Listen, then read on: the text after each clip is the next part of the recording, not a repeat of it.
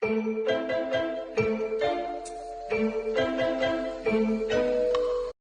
with lovers everywhere, and welcome to E-Train Talks. I'm E-Train, a 12-year-old literacy advocate, podcaster, and kindness advocate.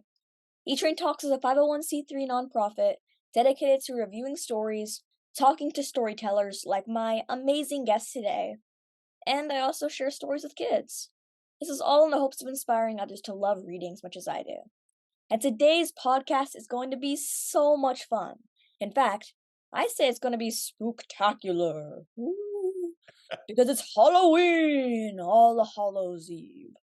The Halloween episode, the second annual E-Train Talks Halloween episode. Which means, of course, I'm going to be talking with the master storyteller of all things monsters, ghosts, and ghouls. And with titles like Escape from Grimstone Manor and The Snatcher of Ravenhollow, and Terror in Shadow Canyon, and The Beast of Skull Rock, it was not hard to choose which author to spotlight on this October 31st of 2023. If you've not guessed who I'm talking to by now, I'm honored to be speaking with none other than the writer of all things Monsterious, Author Matt McMann. Everybody, let's give him a round of applause. This guy's awesome. Thank you, E-Train. It is seriously a pleasure and an honor to be on with you today. Well, it's an honor to have you as well. And for those who don't know, Matt is the husband of New York Times bestselling author Lisa McMann. Not that that makes me any more biased about liking his books, just to take out the fact that Lisa McMann exists, his books are just amazing, outstanding. You are going to love them. And through this interview, you're going to learn why I love them and why you'll want to order them immediately after listening to this podcast. Thanks, E-Train. So the first question for you is one to really kick off our Halloween episode. So your stories are definitely the perfect spooky reads for this Hallows Eve night. And I'm thinking it would be great if you would share with everyone listening a bit about your Monsterious book series to get everyone in the trick-or-treat mood. So what can you share? Thank you. Great question. So the Monsterious series is a spooky middle grade monster mystery series. Great for fans of Goosebumps, Stranger Things, Five Nights at Freddy's. The books are short. You can read them in any order. They're a standalone. Each is a standalone adventure with a unique cast of characters, so it doesn't matter what order you read them in. And they come out quickly. The first two books that we see that displayed there and behind me came out in May of 2023.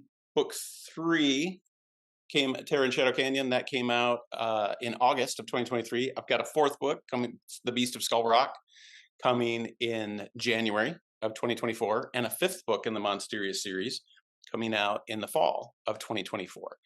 And just to give you a little hint of what the stories are like, Escape from Grimstone Manor is about three friends who are trapped overnight in a haunted house amusement park ride and discover the monsters are real.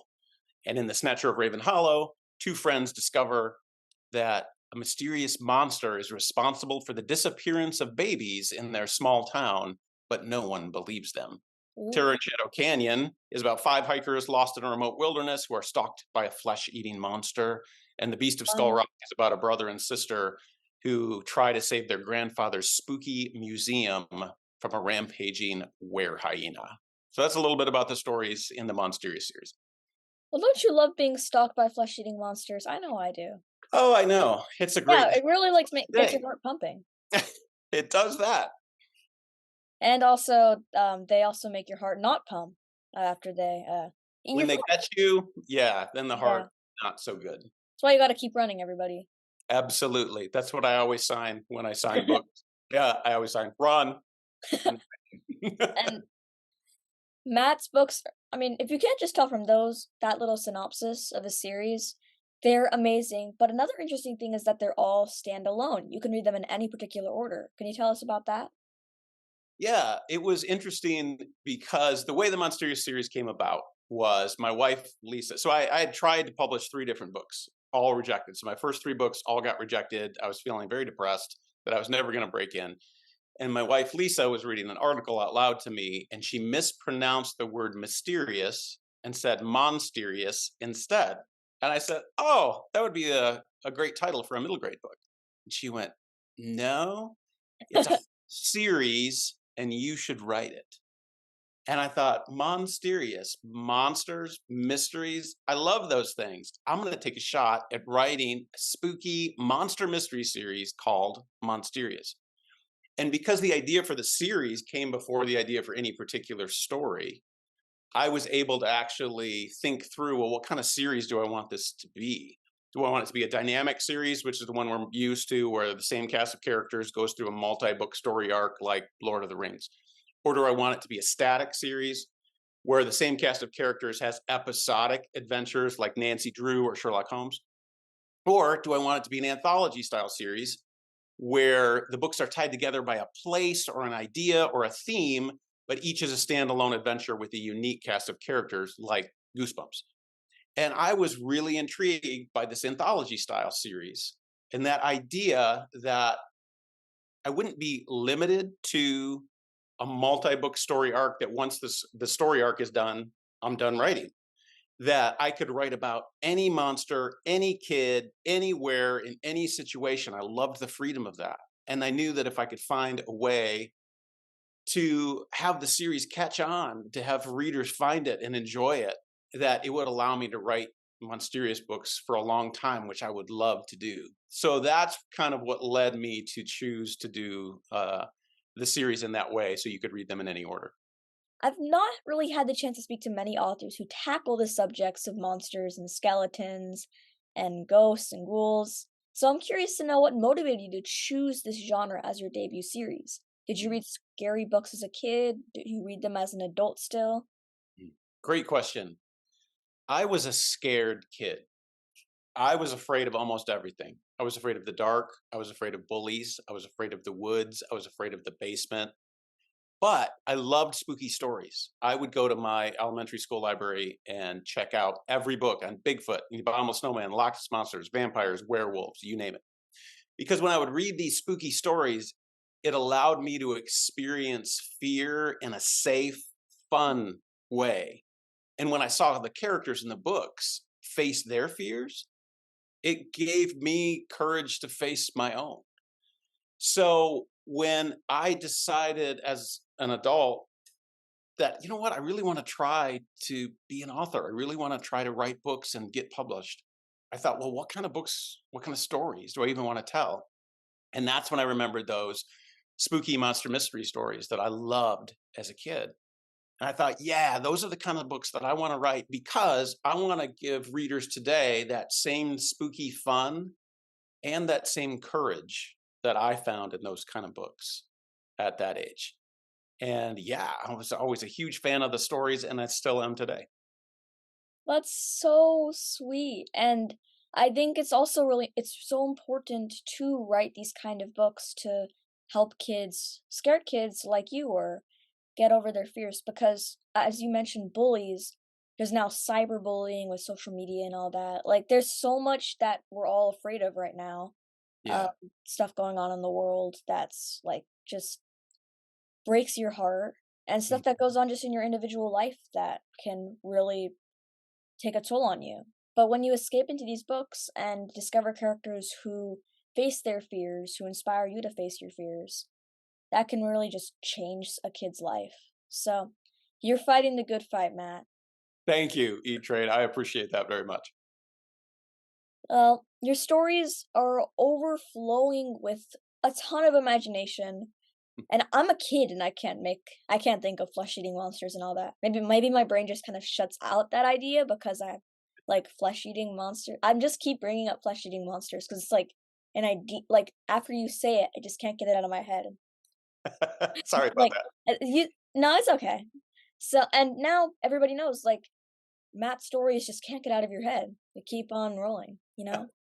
So do you come up with your ideas? Well, how do you come up with your ideas? Or do they kind of come to you in dreams or I guess nightmares? Or do you look up some ideas online, you're just at a standstill and you're like, okay, what should I write today? No, it's a great question. I talk about this a lot in my school visits that I do. I get ideas from everywhere, from dreams, from movies, from TV shows, from other books, from hiking, while driving, while talking with friends, while looking at art. All of these things can inspire story ideas. For example, when I was brainstorming ideas for the Monsterious series, I saw a photo of a gargoyle statue in front of a roller coaster. And it was an advertisement for a spooky amusement park ride. And I thought, oh, what a cool setting. A spooky haunted house amusement park ride would be a great setting for a Monsterious book.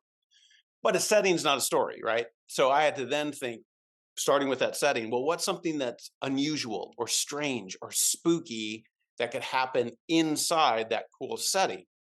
And that's what led to thinking, well, what if the amusement park ride broke down? What if somehow the kids got trapped inside the ride overnight? What if while they're trying to find their way out, they discover a hidden staircase that leads down to a spooky maze-like crypt beneath the ride that's full of monster statues and mummies and skeletons? And then what if something really wild happens while they're down there and all of these creatures come to life and start chasing them around? And I thought, yeah, then I knew that I had a story. But it started with, and that's what became Escape from Grimstone Manor. But it started with simply seeing a photo of a gargoyle statue in front of a roller coaster. And then for like The Snatcher of Raven Hollow, years ago, my wife Lisa and I were driving down the highway and saw an abandoned stroller next to the road in a pile of trash. And Lisa's got a little bit of a dark sense of humor, so she was like, ooh, what if there was a baby in there? And there really wasn't a baby in there. But all those years later, when I was brainstorming ideas, I somehow thought of that. But I thought, well, what's so spooky about an abandoned stroller? But then I thought, well, wait a minute. What if the stroller was abandoned because the baby that used to ride in it had mysteriously vanished? And what if other babies in the same small town also began disappearing without a trace? And then what if the kids that find the stroller learn that a monster is responsible, but then no one would believe them? So then it's up to the kids to find and rescue the babies. And that's what became The Snatcher of Raven Hollow. But it all started with literally trash alongside the road. I really, really admire that your writing is for all kinds of readers, reluctant and avid readers. So when you first set out to write the Monsterious series, did you know right away that you wanted your books to be accessible for all different forms of readers? I did. That was an intentional choice at the beginning. Like I said earlier, when I came up with the idea for a series called Monsterious of Spooky Monster Mysteries, and got a chance to think about the type of series I wanted to write. Not only did I decide I wanted it to be an anthology style, so I'd have that creative freedom, but also I very intentionally decided to make the books short because I like a good, short, quick read.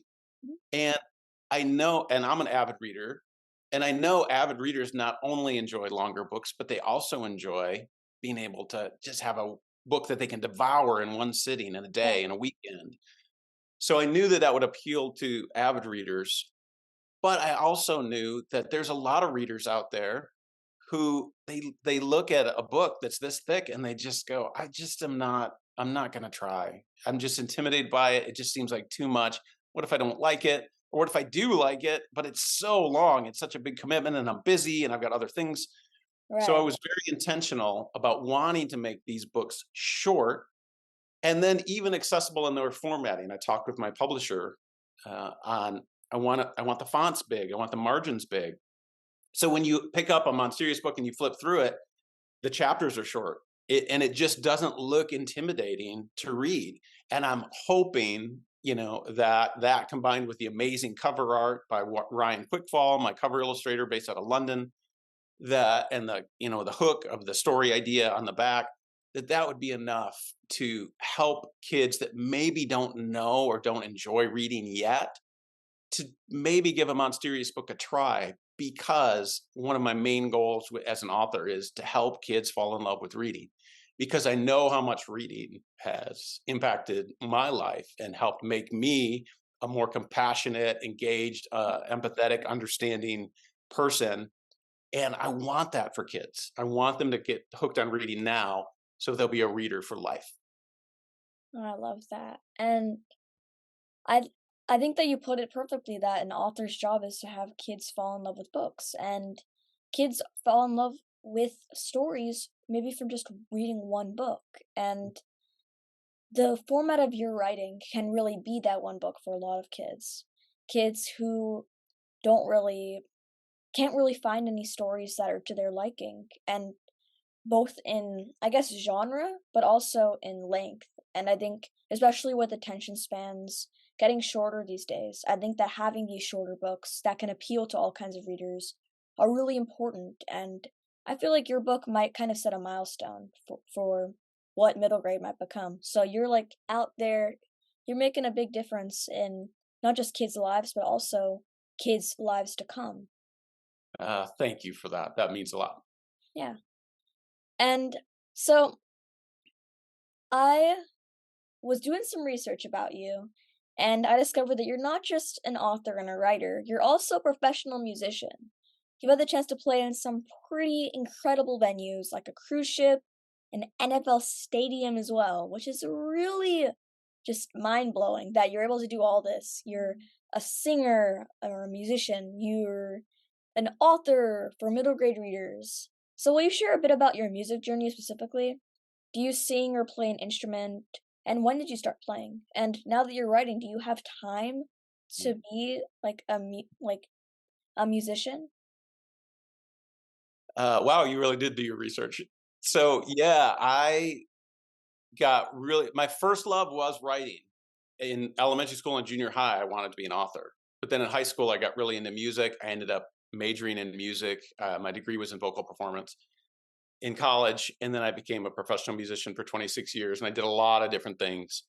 Um, a lot of the years I was leading bands and leading worship in big churches, Mm. contemporary style music with electric guitars and drums and all that stuff. But I also did some of those other things, like you said, like I toured with a one man show for a while. I did a gig on a cruise ship. I did a tour in Austria. I sang in an NFL stadium. I sang at the International Twins Convention, which is a real thing. And there was literally two of everyone in the audience. It was Oh, really that's so wow. very strange. That might end up being in a Monsterious book at some point. Um, but after 26 years of doing that, I was really burned out, and that's when Lisa encouraged me. Hey, you always wanted to write when you were younger. What do you think about becoming an author? About trying to write books? And it was so awesome that she gave me that suggestion because it reignited that passion that I had all those years ago. And once I got going on pursuing being an author, I was all in, and my that took my creative fire and my creative energy. So since I've started on the writing path, I've really kind of put the music stuff aside. I was ready for a good long break from that. So right now, nope, I'm not singing or playing anywhere. I'm just focused on my new creative passion, which is writing. Well, that's so, and it's great to see that you're kind of spreading your wings and taking on another passion of yours. And maybe one day you will get back to doing music, but I feel like with how you're writing right now, I feel like you're going to be like just an author continuing to write amazing stories. So, Thank I you. see great things in your future. Well, I hope you're right. Well, my next question for you is some this is a really interesting question and something that I found in research. Another thing that I found in research. I like dig deep. It's like I'm stalking authors sometimes. I worry because I find such like weird bits of information. So, I read somewhere that you chased a goat up a mountain. And this really caught my attention because it is Halloween and you are a spooky writer and you've Yes, got some pumpkin ghosts behind me who are really intrigued right now. I don't know. Are these pumpkins pumpkin ghosts? I'll just call them I pumpkin. like that. I think Yeah. they're pumpkins. Yeah. So, can you expand on this adventure of yours? Did you really chase a ghost up a mountain or I mean, do you think that you chased a ghost up a mountain? What's the story behind this? It's a little bit of a long story, but I'll try to just give you of the very brief version. All right. So we live outside of Phoenix, Arizona, and we used to live in a house that backed up to a small mountain, big hill. Mhm. And one morning before sunrise, I was out on the back deck and I saw halfway up this mountain behind our house a swirling greenish light Mhm. about like this big that looked like what's known as a ghost light. And I'm Hmm. like, what in the world is that? And I called my wife and she looked and she saw it too. And we're like, what in the world is that? And then the sun came up and then we lost sight of it. The next day, it was back. Oh. Same thing early in the morning before sunrise. And this time I was like, I've got to figure out what's going on. I threw on my shoes. I ran down the street, ran up the trail, ran over and sliding in the dark down this mountain, trying to get to this ghost light to see what it is. And my wife was directing me, and the sunrise beat me. And before I could get to it, the sun came up. Third day, I got up earlier. It was there again. And I made it up to the top. Lisa was calling directions from our backyard. No, it's to the left. It's come over here, come this way. And I got down and she's like, you're right on top of it. You're right on top of it. And I'm like, where is it? I don't see it. And in frustration, I just looked out in the distance, and about a half a mile away in a completely different neighborhood, somebody, for some unknown reason, had set up a giant Canon green spotlight in their backyard and was aiming it out their backyard. And as it cut through branches and trees and made all the way to illuminating this spot on our mountain, it made it look like as it Oh. was whirling as branches were waving in the breeze. And it was literally a giant green spotlight in a neighborhood next door. So that was the ghost light. So I was a little disappointed that it Yeah. didn't actually have a supernatural source, but I was proud of myself for solving the mystery. So now that you've published your series, can you share what the most rewarding aspect of writing for you is? And I know that you really want to keep the Mysterious series going, but if it ever has to come to a close, do you have any, I guess, ideas swirling around in your brain that might lead to future stories? Absolutely. The first half of that question first, which is the favorite part of being an author now that I'm published is going out and meeting with kids, talking with readers in schools, seeing them get so excited, not just about my series, but just get so excited about reading. That just charges me up. And then meeting readers at book signings who come through my signing line and who have actually read my book and are fans of my books. That still is so strange to me that someone is actually read something that I wrote and they liked it and they wanted to come get a book autograph and get their picture or whatever. Wild to me. So that's just been one of the things that I really find very enjoyable about the whole process. And so far as what's coming, yeah, I really hope that I get a chance to write a lot more Mysterious books because I'm having a blast and I've got a lot more ideas in that series. But yes, if and when that series comes to a close, then yeah, I've got a lot of other ideas cooking as well. I still am loving the spooky stuff. So I'm not ready to abandon that, even if it's in a different format, a different series than Mysterious. I've got some ideas up my sleeve for sure. This is the final question of the interview. But wait, this is usually the last question of the interview. But we have Matt McMann here, and it's a Halloween episode. We've got to get some extra questions after this. But first, let's start with the question I ask every single person I interview.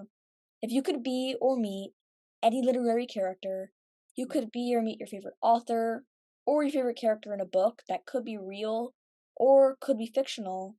So that's a long-winded, a very long-winded. Just it's like supposed to be a one-sentence question, but I always make it really long. So if you could be or meet your favorite author or your favorite book character, fictional or real, who would it be and why? Oh, that's such a great question. I'm going to cheat and give you a couple of answers. From the author side, I would have loved to be able to meet with Tolkien, J.R.R. Oh Tolkien, yeah. author of Lord of the Rings, because Lord of the Rings was my favorite series growing up. I devoured it, read it multiple times. So I would definitely be a fan of meeting Tolkien. C.S. Lewis, I'm a big fan of C.S. Lewis. Would have been interesting to talk with him as well. Also, character-wise, literary characters, I love uh, Elizabeth Bennet from Pride and Prejudice, Oh, the that's amazing. classic. Yeah.